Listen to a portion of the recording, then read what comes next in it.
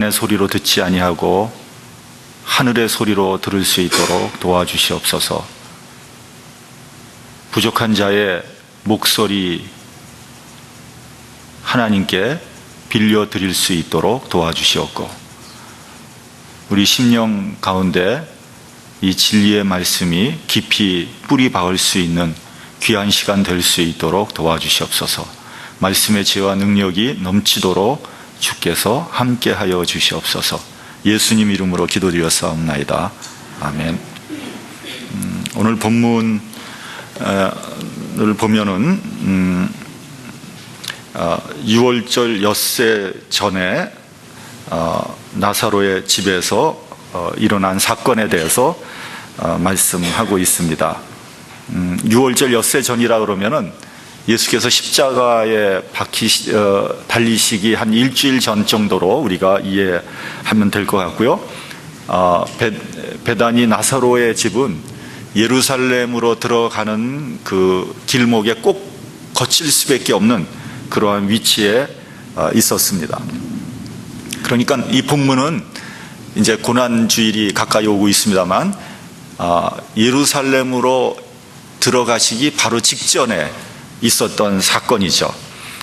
우리 본문 2절을 함께 같이 다시 한번 봉독하겠습니다. 2절 시작. 거기서 예수를 위하여 잔치할새 마르다는 이를 보고 나사로는 예수와 함께 앉은 자 중에 있더라. 그 나사로의 집에서 예수님을 위해서 잔치가 벌어진 겁니다.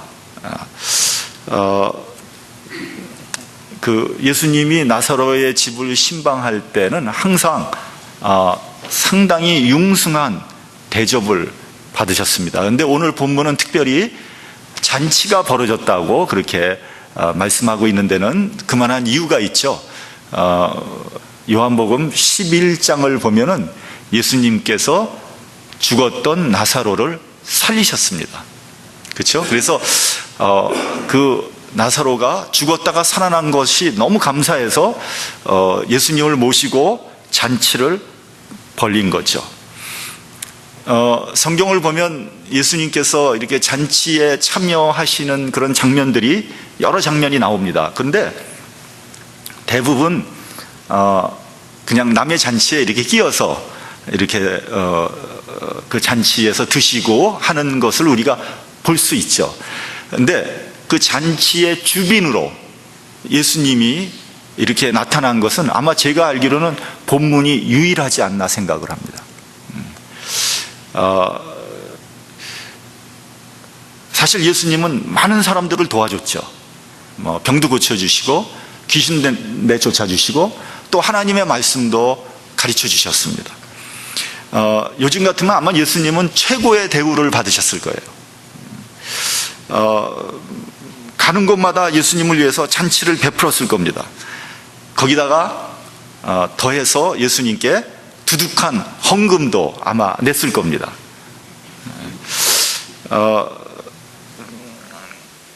예수님에게 은혜를 받았으니까 당연히 그렇게 대접을 해드려야 되죠. 그것이 잘못된 일은 하나도 아닙니다.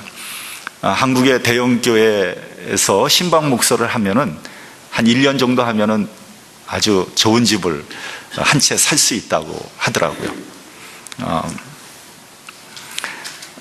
아마 예수님 같았으면은 거부가 되었을 겁니다. 그런데 성경에서 보면 예수님을 위해서 잔치를 베푼 것이 거의 없는 것으로 봐서 아마 예수님은 그렇게 대접받는 것을 그렇게 원하지는 않으셨던 것 같아요. 체질적으로 예수님께서는 대접받기를 원하시지 않았다 하는 것을 우리는 알 수 있습니다. 그런데 나사로의 가정에서만은 아주 기쁘게 대접을 받으셨습니다. 늘 융숭한 대접을 받으셨습니다. 이번에는 특별히 주빈으로 잔치를 즐기신 것 같아요. 왜냐하면 예수님께서는 나사로와 마르다와 마리아의 진심을 알고 계셨기 때문입니다. 그들은 정말 너무나 감사해서, 너무 예수님을 사랑해서 주님을 아주 잘 대접을 해드린 거죠. 만약에 예수님이 이런 성의를 거절하셨다면 오히려 그들이 더 섭섭해하고 슬퍼했을 것 같아요. 저는 이제 제가 신방할 때는 원칙적으로 식사를 안 하는 거로 하고 봉투도 받지 않습니다. 어떤 분들은 목사님을 이렇게 신방을 하면 상다리가 휘어지도록 그렇게 음식을 차리고요, 또 이렇게 끝나고 갈 때는 교통비 하라고 봉투를 주시는 그런 분들도 계십니다. 저희 어머님이 항상, 돌아가신 어머님께서 항상 그렇게 하셨습니다. 주의 종을 잘 대접한다는 의미에서 칭찬해 드리고 싶은 그런 행위라고 볼 수 있죠. 그런데 사실은 굉장히 번거로운 일이죠. 누구나 이민생활이 바쁘고 고달픈데 목사님이 신방을 한다고 하니까 참 받자니 부담스럽고 또 안 받자니 예의에 좀 벗어난 것 같고 말이죠. 이게 참 곤란하단 말이죠. 그런 속사정을 제가 훤히 알고 있는데 제가 또 이렇게 대접을 받자니 참 미안한 노릇입니다. 그러니까 서로 비면적인 거죠.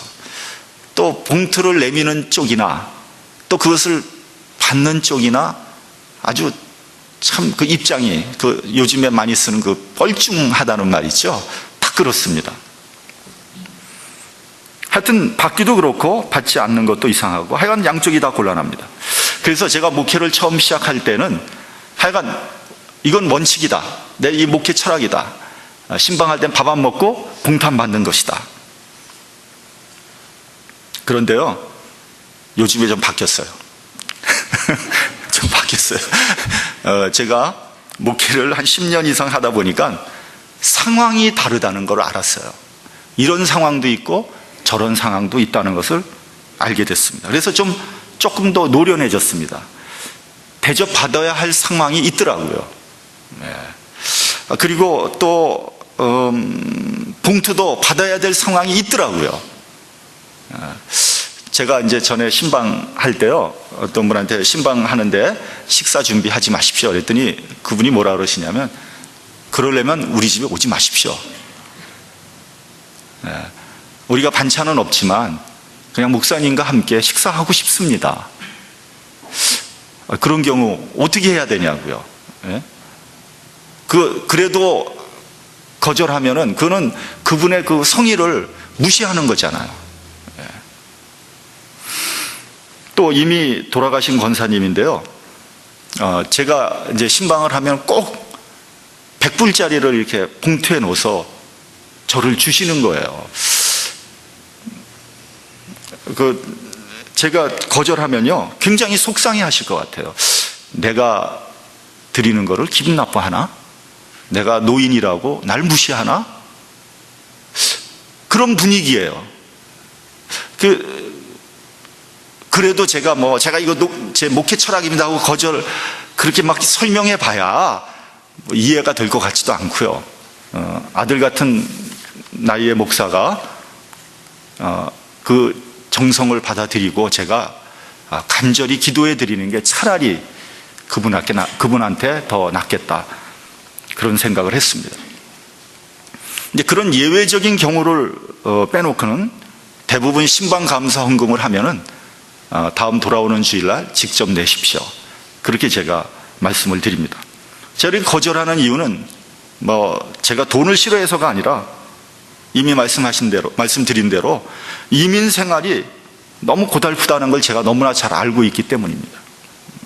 하루 종일 바쁘게 일해도 먹고 살기 어려운 판에 목사까지 부담을 주는 것은 합당하지 않다, 그렇게 생각을 합니다.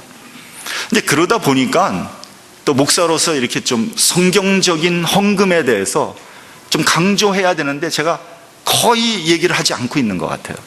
그것도 별로 그렇게 합당하지 못하다, 전 그렇게 생각을 합니다. 어떤 분이 저한테 이렇게 물어보더라고요. 11조를 어떻게 내는 것이 합당한 것입니까? 그로스로 내야 됩니까? 네트로 내야 됩니까? 그러니까 세금을 내기 전에 11절 내야 되냐, 내고 난 다음에 11절 내야 되냐, 그걸 묻는 거죠. 또 어떤 분은 심지어는 이렇게 얘기하더라고요. 집 몰개지도 빼고 내야 되는 거 아닙니까? 어차피 그거는 뭐 평생을 내야 되는 건데, 예, 그건 뭐 알아서 하십시오. 그게 뭐 여러분들이 편한 대로 하셔도 됩니다. 근데 입장을 바꿔놓고 하나님께서 여러분들에게 축복을 주실 때 그냥 주기 싫어서 이것도 빼고 저것도 빼고 막 그러고 그 축복을 하나님께서 여러분에게 드린다면 여러분들 그걸 어떻게 받아들이겠습니까? 그렇죠? 그러니까 우리가 하나님께 헌금할 때는 조금 더 여유 있게 풍족하게 그렇게 헌금을 하는 것이 합당하다, 저는 그렇게 생각을 합니다. 그래야 하나님께서도 여러분들에게 넉넉하게 부어주실 것이기 때문입니다. 자, 마리아는 우리가 아는 바대로 예수님을 위해서 정성스럽게 음식을 준비하는 그런 여인이었고요. 그 동생 마리아는 제가 마르다라 그랬네, 마리아라 그랬네, 처음에. 잘못했네. 마르다는 음식을 준비하는 그런 여인이었고요. 마리아는 예수님의 말씀을 즐겨 듣는 아주 사랑스러운 그런 여인이었죠. 우리 본문 3절을 다시 한번 봉독하죠. 본문 3절. 자, 시작. 마리아는 지극히 비싼 향유 곧 순전한 나드 한 근을 가져다가 예수의 발에 붓고 자기 머리털로 그의 발을 씻으니 향유 냄새가 집에 가득하더라. 예. 지극히 비싼 향유를 예수님 발에 붓고 자기의 머리털로 주님의 발을 씻겼다. 그리고 그 향유 냄새가 온 집에 가득했다. 이 말씀을 한번 우리가 좀 한번 생각해 볼 필요가 있습니다. 마리아가 지극히 비싼 향유를 예수님의 발에 부었다. 얼마나 비싸냐? 가룟 유다가 얘기한 대로 300데나리온이나 되는 그런 비싼 향유였습니다.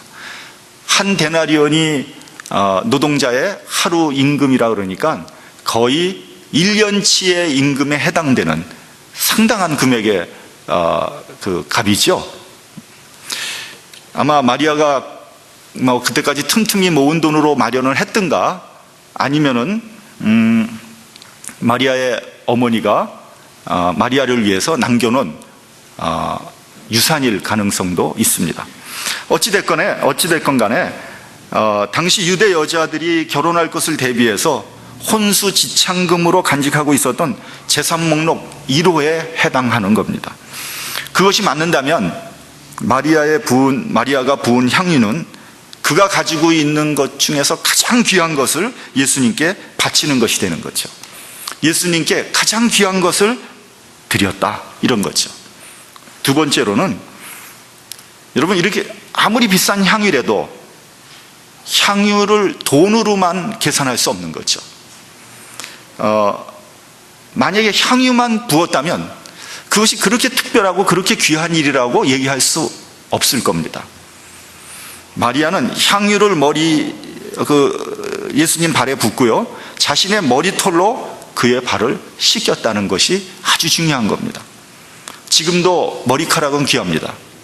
머리카락은 어떻게 생각하면 나의 분신이고 나의 자존심입니다. 그래서 저는 이렇게 미용하시는 분이 굉장히 힘든 일을 하고 있다, 저는 그렇게 생각합니다. 머리 한번 잘못 깎아 놓으면 얼마나 컴플레인이 심하겠습니까?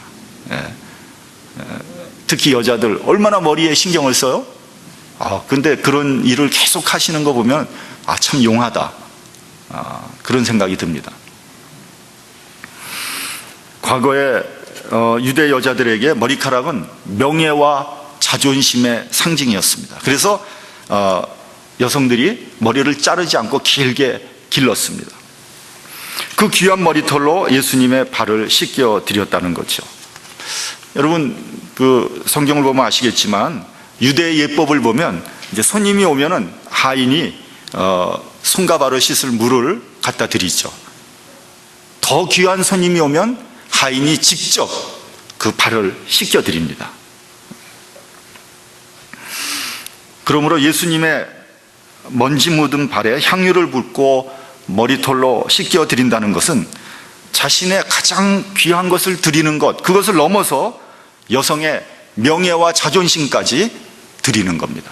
나는 당신의 종입니다 하는 것을 의미하는 거죠. 아니, 그보다 더한 거죠. 세 번째로는 향유 냄새가 온 집안에 가득했다는 거죠. 뭐 향유를 부었으니까 냄새가 가득한 것은 뭐 당연한 일이죠. 그러나 이것을 성경에 기술해 놓은 것은 마리아의 아름다운 행위가 모든 사람에게 전해졌고 감동을 주었다는 그런 말씀입니다. 여러분, 우리가 아무리 의도가 좋다고 해도 지나치면 오해를 받을 수 있거든요. 이런 마리아의 행동은 자칫 잘못하면 오해를 받을 수 있는 그런 행동입니다. 그러나 그 마리아의 행동이 많은 사람에게 아주 큰 울림을 주었다는 그런 말씀입니다. 마리아가 그 값비싼 향유를 붓고 머리털로 예수님의 발을 씻을 때 뭐 조금 머뭇거렸다거나 뭐 좀 아까워했다거나 뭐 창피했다면 아마 오해를 받을 수도 있었을 겁니다. 그러나 진심으로 기쁨과 감사로 한 결과 그 진심이 모든 사람에게 전달되었다는 겁니다. 그런 의미로 우리가 받아들일 수가 있는 겁니다. 자, 우리는 이런 마리아의 행위를 통해서 그녀의 마음을 한번 짐작해 보기를 원합니다. 마리아가 어떻게 그런 일을 할 수 있었던가? 첫째는요, 무엇보다도 사랑입니다. 마리아는 주님을 지극히 사랑했습니다. 원래 사랑은 아낌없이 주는 겁니다. 내 것을 다 주고 나서도 전혀 아까운 것이 없어야 그야말로 순수하고 온전한 사랑이죠. 그런 면에서 사랑은 낭비입니다. 여러분, 사랑은 효과가 아닙니다. 머릿속에 뭐 주판을 튕기면서 유익을 따지는 것은 그건 사랑이 아닙니다. 그것을 뭐라 그러냐면 야합이라 그럽니다. 야합은 이익이 나지 않으면 언제든지 돌아설 수 있는 것입니다. 여러분, 부모가 자식을 사랑할 때 뭐 유리하고 불리한 거 따지겠습니까? 효과를 따지겠습니까? 내가 내 자식에게 이만큼 투자했으니까 요 정도 리턴은 나와야 된다, 그렇게 생각한다면 그건 타락한 부모죠. 내가 부모로서 내가 할 수 있는 최선을 다할 테니까 너희들은 건강하게만 행복하게만 살아다오, 그게 부모의 심정 아니겠습니까? 마리아는 돈만 낭비한 것이 아니라 그녀의 명예와 자존심까지 다 낭비해 버린 거예요. 주님이 기뻐하신다면, 주님께 영광이 된다면 내 명예나 자존심이야 아무러면 어떻겠습니까? 가끔 보면 교회에서 자기 자존심 드러내는 사람들이 있어요. 나도 자존심이 있는데 말이야. 여러분, 내 자존심이 뭐 그렇게 중요합니까? 주님께서 영광 받을 수 있다면, 주님께서 기뻐하실 수 있다면 그런 거 다 버릴 수 있는 거 아닙니까? 우리 주변을 돌아보면 가끔 이런 말을 듣게 됩니다. 결혼해서 뭐 아이 낳고 남편 뒷바라지하고 애들 뒷바라지 하다 보니까 그러면서 정신없이 살다 보니까 어느덧 나이는 중년이 넘어가고 애들은 다 학교 가고 집안에 자기 혼자만 덩그렇게 남아있는 겁니다. 정신을 차려보니까 내 인생 어떻게 된 것인가? 내 인생 돌려줘, 뭐 이런 얘기 하지 않습니까? 남편과 자식을 위해서 희생만 했지 내 인생은 그냥 다 허비해버린 거 아닌가? 그래서 우울증에 빠지기도 하고요, 인생이 허무하게 느껴지기도 합니다. 에라이, 뭐 나도 이제 한번 신나게 놀아보자, 여태까지 희생했으니까 이제는 내가 한번 신나게 놀아보자, 이렇게 생각했다면 그것은 정신 차린 것이 아니라 정신 나간 겁니다. 내 인생을 그냥 허비한 것이 아니라 남편과 자녀들을 지극히 사랑했기에 낭비한 거죠. 그런 인생이 가치가 있고 의미가 있는 건 아니겠습니까? 남은 인생을 나도 한번 신나게 즐겨보자 하고 캬바레로 간다면 그 인생이 뭐가 되겠습니까? 시간의 여유가 있으면 하나님 사역하는 것이 삶의 보람이 아니겠습니까? 내가 자식들을 위해서 이렇게 희생하고 헌신했는데 너희들은 나를 위해서 뭐 해줄래? 그것은 자식에 대한 숭고한 사랑의 정신을 스스로 훼손하는 겁니다. 여러분, 주님께서는요, 우리 같은 사람을 위해서 당신의 생명까지 소비하셨습니다. 낭비하셨습니다. 여러분, 주님은 전능하시기 때문에요, 구태여 육신을 입고 와서 십자가에서 죽으실 필요까지는 없다고 생각합니다. 그냥 말 한마디면 우리의 죄가 다 사해질 수 있는 거 아닙니까? 그럼에도 불구하고 주님께서 이 세상에 오셔서 그 수모를 당하고 고통을 당하고 십자가 지신 것은 다른 걸로는 도무지 설명할 수가 없습니다. 우리를 지극히 사랑했다는 것 외에는 설명이 불가능한 겁니다. 저는 그것을 거룩한 낭비라고 말하고 싶습니다. 두 번째는요, 존경입니다. 마리아의 이러한 행위는요, 사랑만 가지고는 설명할 수 없는 행위입니다. 주님을 지극히 존경한 거죠. 여러분, 우리가 존경하는 사람 앞에 서면 한없이 작아지지 않습니까? 한없이 낮아지지 않습니까? 겸손해집니다. 마리아가 자신의 머리털로 주님의 발을 씻긴 것은 사랑이라는 개념으로 설명하기엔 조금 곤란한 면이 있습니다. 이것은 지극한 존경입니다. 마음속 깊이 우러나오는 존경심을 그렇게 표현을 한 거죠. 세 번째로는 경배입니다. 마리아는 주님을 경배한 것입니다. 사람은 누구나 가까이 하면은 사람 냄새가 나죠. 약점이 보입니다. 그래서 평소에 존경하던 사람을 가까이 하다 보면은 실망하게 되는 경우들이 종종 있죠. 그래서 인기를 관리하는 정치인이냐 연예인들이 대중과 거리를 좀 두는 거예요. 신비감을 좀 갖게 하는 거죠. 그래서 자신의 이미지가 그대로 유지되기를 원하는 거죠. 만약에 그 사람의 인간의 모습이 나타나면 그 사람의 인기는 한없이 추락해버리거든요. 그러나 그 모습이 사실은 그 사람의 진실된 모습이거든요. 그래서 그런 면에서 어떤 인간도 경배의 대상이 될 수 없습니다. 마리아는 예수님에 대해서 여러 가지를 알고 있는 여자입니다. 예수님을 여러 번 경험을 해본 그런 여성입니다. 근데 경험하면 할수록 예수님은 완전한 분이었습니다. 저는 제자들도 그거 다 느꼈으리라고 생각합니다. 심지어는 가룟 유다도 그걸 느꼈으리라고 생각합니다. 그분은 존귀와 경배를 받기에 합당하신 분입니다. 마리아는 존경을 넘어서 경배를 드린 겁니다. 그런데 이런 상황에서 가룟 유다가 한마디 하죠. 어찌하여 향유를 300데나리온에 팔아서 가난한 자들에게 주지 아니하느냐. 이렇게 아름답고 경건한 순간에 엄청나게 초를 치는 말을 하는 거죠. 가룟 유다는 마리아의 순수한 사랑, 존경, 그리고 경배를 한갓 돈으로 밖에는 계산할 줄 모르는 그런 위인이었습니다. 그런 사람 눈에는 돈밖에 보이지 않죠. 인생을 사는데 돈이 제일 중요하죠. 모든 것을 다 돈으로 계산합니다. 친구를 사귀어도 돈으로 계산하고요, 사랑을 해도 돈으로 계산하고요, 결혼을 해도 돈으로 계산을 합니다. 그래서 예수님도 은 30에 팔아버린 것 같아요. 돈이라면은 명예, 자존심, 의도 다 팔아버리는 위인들이 있습니다.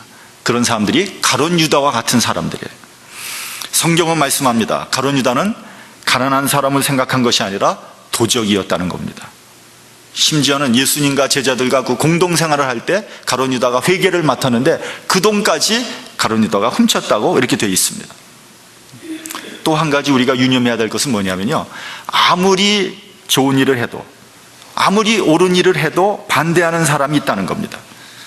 여러분, 옳은 일을 하면 모든 사람이 나를 지지해 줄 것이라고 생각하면 오해입니다. 시기하고 질투하는 사람도 있습니다. 교회에서도 마찬가지입니다. 열심히 하려고 하면 괜히 시비 거는 사람들이 있어요. 저만 잘났나? 혼자서 충성하려고 그러나? 내가 내 물질 내고 내 시간 내서 헌신하는데 옆에서 딴지 거는 사람들이 있단 말이죠. 그럴 때 참 열받죠. 자기가 안 하면 국으로 가만히나 있지, 왜 고춧가루를 뿌리나. 근데 여러분, 거기에 넘어가면 안 됩니다. 성질 난다고 그런 사람과 맞붙어서 싸우면 결국 나도 같은 사람이 되고 주님의 일은 엉망이 되고 마는 거죠. 옆에서 끌어내리는 사람이 있어도 묵묵히 그 길을 가는 겁니다. 나는 당신이 아무리 뭐라 해도 내가 할 일을 한다, 이런 마음을 가져야 됩니다. 우리는 주님을 기쁘게 하는 사람이지 사람의 눈치를 봐서는 안 됩니다. 마지막으로 우리 7절과 8절을 한번 같이 봉독하겠습니다.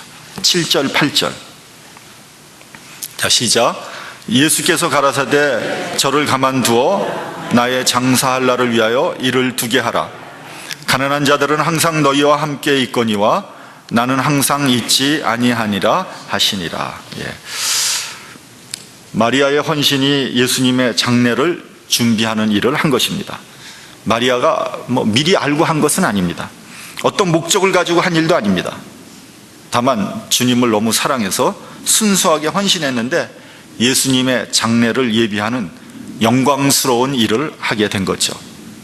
비록 작은 일이지만 진심을 다해서 할 때 생각 밖의 결과가 나올 수 있다는 것을 보여준 것입니다. 특별히 주님을 위한 헌신은 아무리 작은 것이랄지라도 그 파급 효과가 엄청나게 클 수 있습니다. 한 알의 밀알이 썩어서 수많은 열매를 내게 되는 겁니다.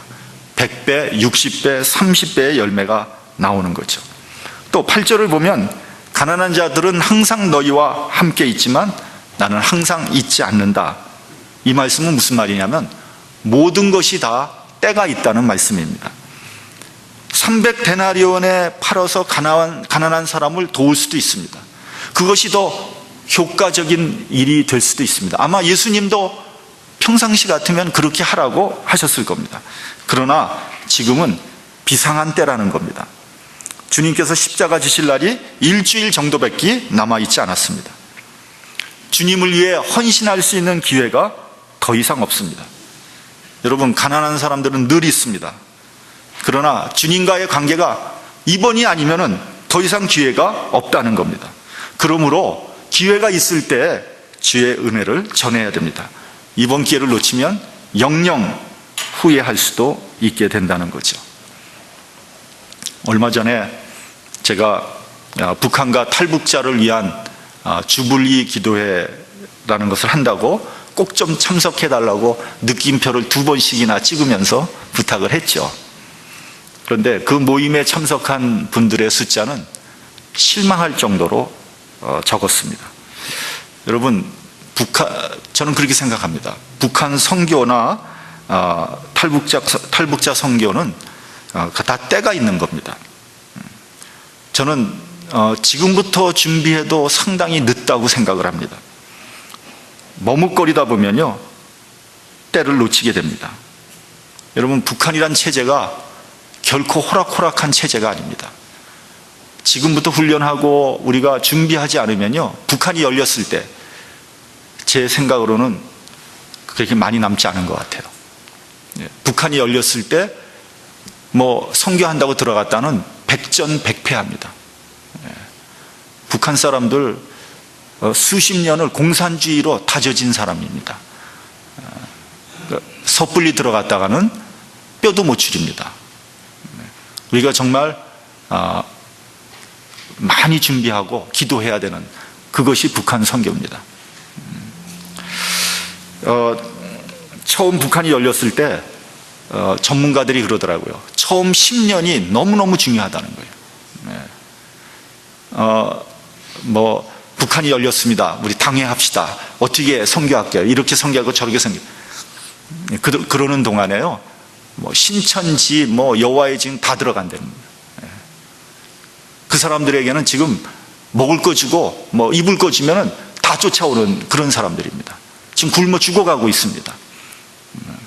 우리가 미리 준비하지 않으면 북한 선교 실패하게 되어 있습니다. 여러분, 주의 사역도 시기가 있습니다. 아무 때나 할 수 있는 게 아닙니다. 헌신할 때 헌신해야 되고 충성할 때 충성해야 됩니다. 여러분, 연세가 들면요, 하고 싶어도 못합니다. 돈이 없으면요, 내 마음이 있어도 할 수가 없습니다. 주님께서 기회를 주실 때 우리의 조그만 헌신이 놀라운 열매를 맺게 될 수 있습니다. 여러분, 주님께서 항상 우리와 함께 있는 게 아닙니다. 지금은 상당히 급한 때입니다. 저는 여러분들에게 정말 진심으로 권합니다. 여러분들 헌신할 수 있을 때 헌신하시고요, 충성할 수 있을 때 충성하는 저와 여러분이 되시기를 주님의 이름으로 간절히 축원합니다. 기도하겠습니다.